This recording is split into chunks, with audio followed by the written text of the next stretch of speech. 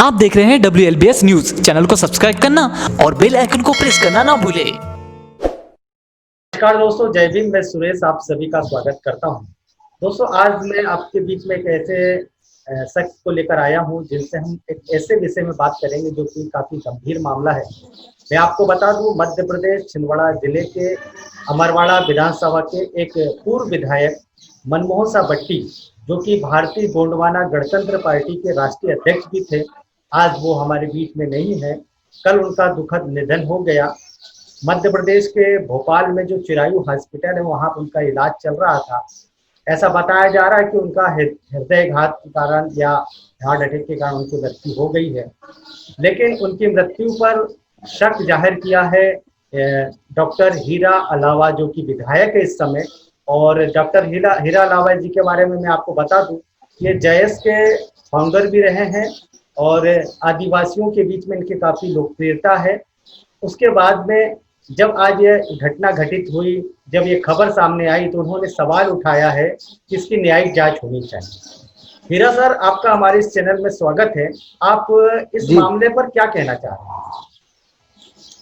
जी सबसे पहले तो मैं आज हमारे बीच जो हमारे आदिवासी समाज के गोंडवाना के दिग्गज लीडर और अखिल भारतीय गोंडवाना पार्टी के राष्ट्रीय अध्यक्ष मनमोहन साह भट्टी जी अचानक उनकी हमारे बीच नहीं रहे हैं। उनके के लिए मैं उनके शोकाकुल परिवार के प्रति मैं सहानुभूति प्रकट करते हुए दुख प्रकट करता हूं और इस मुश्किल घड़ी में उनके पूरे परिवार के साथ हम लोग साथ में हैं, हमारा संगठन साथ में है और हम लोग भी दुखी हैं क्योंकि ये हमारे बीच में हमारे देश हमारे प्रदेश के एक दिग्गज नेता जिससे हम काफी करीब से जुड़े हुए थे। उनसे हम लोग पिछले कई सालों से उनके साथ मिलकर हम लोग आपस में आदिवासी समाज को एक बेहतर नेतृत्व देने की दिशा में कार्य कर रहे थे।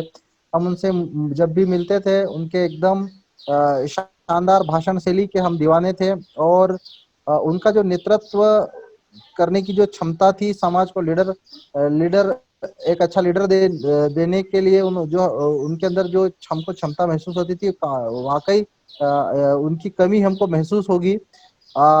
लेकिन दुख इस बात का है भारतीय गोंडवाना पार्टी के राष्ट्रीय अध्यक्ष अगर मध्य प्रदेश की राजधानी भोपाल के चिरायु अस्पताल में भर्ती होते हैं और उसकी सूचना प्रदेश में मीडिया के माध्यम से कि ना ही न्यूज बुलेटिन के माध्यम से आदिवासी समाज का अवगत कराया जाता है।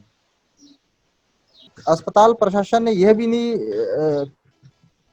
डायरेक्ट तौर पे या ये इस बात की भी पुष्टि नहीं की है कि वास्तव में उनकी मृत्यु का कारण क्या रहा है, किस बीमारी के कारण उनको भर्ती किया गया था, कहां से उनको चिरायु अस्पताल के लिए रेफर किया गया और पिछले 4 दिनों से जब वो अस्पताल में भर्ती थे तो भर्ती के दौरान उनको क्या क्या दवाइयां दी गई, कौन कौन सी जांच की गई है, ये अभी तक न तो आदिवासी समाज को जानकारी है ना ही प्रदेश सरकार को जानकारी है। क्योंकि हमने कल से जानकारी लेने का प्रयास कर रहे हैं कि एक्चुअल में क्या स्थिति थी, क्यों वहां अचानक कैसे हृदयघात से उनका निधन हुआ। एक हमको एक शंका और हमारे समाज को एक संदेहास्पद भी लग रहा है। उसके लिए हमने मध्य प्रदेश सरकार से मांग करी है कि इसकी न्यायिक जांच हो और समाज को, आदिवासी समाज के एक बड़े लीडर, दिग्गज लीडर का इस तरह अचानक उनका निधन हो जाना हृदयघात के माध्यम से अस्पताल प्रशासन के माध्यम से बताया जा रहा है, लेकिन एक्चुअल में क्या हुआ था, इलाज के दौरान उनको कौन कौन सी दवाइयां दी गई, कौन कौन सी जांचें की गई, उन कौन से डॉक्टर की निगरानी में उनका इलाज चल रहा था, ये आदिवासी समाज को जानने का हक है। और हमने कहा है कि मध्य प्रदेश सरकार इसकी न्यायिक जांच कराए और ये सारी उनकी मृत्यु का कारण स्पष्ट रूप से सार्वजनिक किया जाए ताकि प्रदेश आदिवासी समाज को, गोंडवाना को ये सच्चाई पता चल सके कि वास्तव में क्या हुआ था। क्योंकि उनके परिवार वालों से, उनके दोस्तों से, उनके करीबियों से हमने बातचीत की तो उन्होंने कहा कि 8 दिन पहले बिल्कुल स्वस्थ थे मनमोहन शाह जी, उनको किसी भी प्रकार से कोई ऐसा दिक्कत नहीं हुआ था। लेकिन अचानक जो कल हमको खबर सुनने को मिली है उससे हम, हमारा समाज, हमारा संगठन और हमारे सारे युवा दुखी हैं और हम चाहते हैं कि मध्य प्रदेश सरकार अस्पताल प्रशासन के ऊपर अगर कोई लापरवाही हुई तो उसके ऊपर कार्रवाई करे और दोषियों को सख्त से सख्त सजा दे। हमने वीडियो के माध्यम से, वीडियो संदेश के माध्यम से, ट्वीट के माध्यम से और अभी माननीय मुख्यमंत्री जी को पत्र भी लिख रहे हैं कि माननीय हमारे पूर्व विधायक अमरवाड़ा के जो विधायक रहे हैं भट्टी जी, कि उनका अचानक अस्पताल में किन के माध्यम से आए, कौन से डॉक्टर ने उनको रेफर किया, भर्ती के दौरान क्या क्या दवाइयां दी गई, क्या इलाज हुआ, क्या जांचें हुई, पूरी जानकारी सार्वजनिक की जाए ताकि जो भी शंका है समाज के मन में, उनके समर्थकों में, वो दूर किया जाए। अन्यथा उनकी जो अचानक मृत्यु संदेहास्पद है और हम चाहते हैं कि मध्य प्रदेश सरकार इसकी न्यायिक जांच करे। जी साथ में आज जब हम सुबह से ही गृह मंत्री जी को फोन करने की कोशिश कर रहे थे, मुख्यमंत्री जी निवास फोन किया, उन लोगों ने उनका फोन नहीं लगा। हमने कहा है कि अगर आदिवासी समाज के किसी बड़े लीडर की अचानक मृत्यु हुई, उनके पार्थिव शरीर को सम्मान के साथ मध्य प्रदेश सरकार छिंदवाड़ा के अमरवाड़ा और उनके गृह क्षेत्र तक, उनके गांव तक सम्मान के साथ ड्रॉप करे, रिसीव करे। लेकिन मध्य प्रदेश सरकार से जो सहयोग की अपेक्षा कर रहे थे, बिल्कुल भी उन्होंने सहयोग नहीं किया। यहाँ तक कि एक एम्बुलेंस जो भिजवाना चाहिए था वो भी नहीं भिजवाया। तो ये सब चीजें कहीं ना कहीं सरकार की, बीजेपी सरकार की, शिवराज सिंह चौहान सरकार की आदिवासी लीडरों की अनदेखी है। और हमें दुख इस बात का है कि जिस अस्पताल में माननीय मुख्यमंत्री जी पिछले कई दिनों से भर्ती है और उसी अस्पताल में अगर मनमोहन शाह भट्टी जैसे आदिवासी लीडर एडमिट है, उन्होंने उनका एक टेलीफोनिकली भी हालचाल जानने का प्रयास नहीं किया, नहीं उनके परिवार वालों से बात करने की कोशिश करी। तो ये कहीं ना कहीं आदिवासी समाज के उभरते नेतृत्व को कहीं ना कहीं अनदेखा करने का प्रयास है शिवराज सिंह सरकार का। इसकी हम कड़ी निंदा करते हैं। जी जी। मैं अपने दर्शकों को बता देना चाहता हूँ, डॉक्टर हीरा अलावा तो एक आदिवासियों के बीच में वो काफी जागृति का अभियान चला ही रहे हैं और बहुत ही कम उम्र में आज वो विधायक भी हैं, विधानसभा में पहुंचे हैं मध्य प्रदेश की और काफी जुझारू और संघर्षशील हैं। लेकिन इस समय बात हो रही है मनमोहन शाह भट्टी जी की, जिनका दुखद निधन की जो खबर पूरे प्रदेश में फैली हुई है, लोगों में काफी शंका है, लोग काफी दुखी है। मैं आपको उनके बारे में थोड़ा सा बताना चाहूंगा। उन्होंने कहा था कि रावण का दहन नहीं होना चाहिए।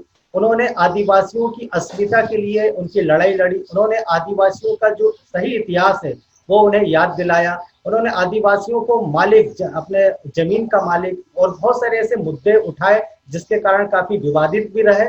और कहीं ना कहीं उन्होंने उनकी राजनीति के कारण मध्य प्रदेश के अंदर में कांग्रेस और भाजपा के अलावा एक तीसरा विकल्प भी लोगों को नजर आने लगा था। और मैं आपको उनके बारे में और बता दूं, इनका यदि आप भाषण सुनेंगे तो बिल्कुल रोंगटे खड़े कर देने वाले भाषण देते थे। अगर आप हम ये वीडियो आप देख रहे होंगे, ऊपर जो लिंक चल रही है उस लिंक के माध्यम से आप क्लिक करके उनका एक भाषण भी सुन सकते हैं। तो मैं आपसे ये जानना चाहता हूँ कि आप जो शक कर रहे हैं, देखिए हृदयघात या जी हार्ट अटैक तो अचानक आता है, उसका जी सिम्टम्स या पहले से पता नहीं चलता। आप मुझसे ज्यादा जानते हैं, आप डॉक्टर हैं, तो जी। आप कैसे ऐसा कह रहे हैं कि संदेहास्पद में उनकी लगती है? देखिए, हृदयघात आने के हृदयघात एक डेथ होने का एक कारण हो सकता है, लेकिन क्यों आया वो एक जांच का विषय है। क्योंकि उस प्राइमरी काज क्या है वो जानने का, जनता को जानने का हक है। और प्राइमरी काज किस कारण से हृदयघात आया, ये प्रदेश के आदिवासी समाज को जानने का हक है। अब कोई सी भी किसी भी प्रकार से अगर मृत्यु होती है तो आखिरी में हम लोग यही कहते हैं कि कार्डियक अरेस्ट हुआ है। लेकिन एक्चुअल में कारण क्या है ये समाज को जानने का हक है। क्योंकि पिछले 4 दिनों से अगर अस्पताल में भर्ती थे और उसकी सूचना प्रदेश के आदिवासी समाज को नहीं दी गई, ये भी एक बड़ा संदेहास्पद है। क्योंकि वे आम व्यक्ति नहीं थे, वो पूर्व विधायक थे और पूर्व विधायक होने के साथ साथ में भारतीय गोंडवाना पार्टी के राष्ट्रीय अध्यक्ष भी थे। तो हमको जानने का हक है कि उनको किस बीमारी के लिए अस्पताल में भर्ती किया गया था, भर्ती के दौरान उनको क्या क्या दवाएं दी गई, भर्ती के दौरान कौन से डॉक्टर के निर्देशन में उनका इलाज चला, और कार्डियक अरेस्ट आने से पहले उनको कौन कौन सी जांचें की गई उनकी डिटेल में, वो आदिवासी समाज को जानने का हक है। और अगर कहीं न कहीं अगर ऐसा लगता है कि अगर लापरवाही हुई तो लापरवाही के करने वाले, लापरवाही बरतने वाले अस्पताल प्रशासन और संबंधित डॉक्टरों के ऊपर कड़ी कार्रवाई हो। हमने यही मध्य प्रदेश सरकार से मांग करी है।